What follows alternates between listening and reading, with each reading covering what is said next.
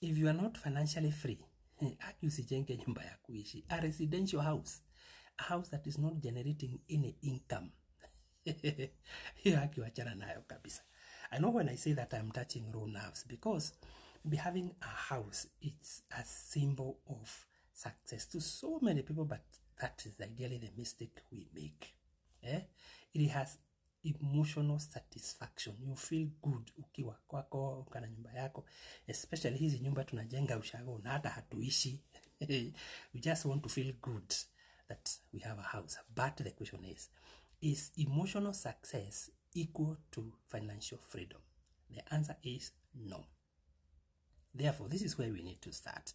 As you build your wealth, the first thing you should start with is allow your money to work for you. Build multiple sources of income. And therefore, it is wrong to hurry to tie up capital, a few millions of shillings. You put up a house, the same amount of money you should have invested elsewhere. Then use that return you get from your various investment vehicles to put up a house. So, kama hautaki umaskini, wacha pesa ikufanyie kazi kwanza. Remember, this house is not generating any income. Actually, it inflates bills. And therefore, it is delaying your financial freedom. The other thing, never borrow. Borrow pesa ya kujenga residential house, to build an income generating asset. This would trap you financially. You end up into debts, and defaulting is real.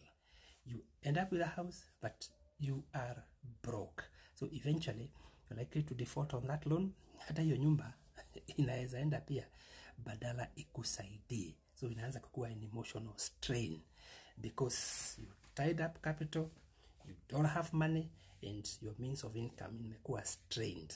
So the best time to put up a residential house is when you're already stable and you have built or created multiple sources of income.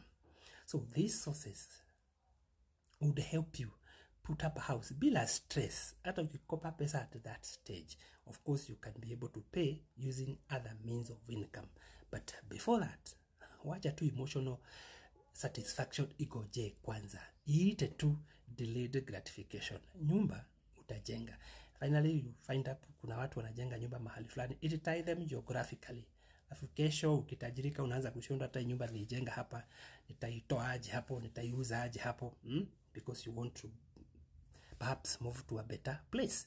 So, kama ni residential house, unless inakupatia pesa, wachana nayo kwanza.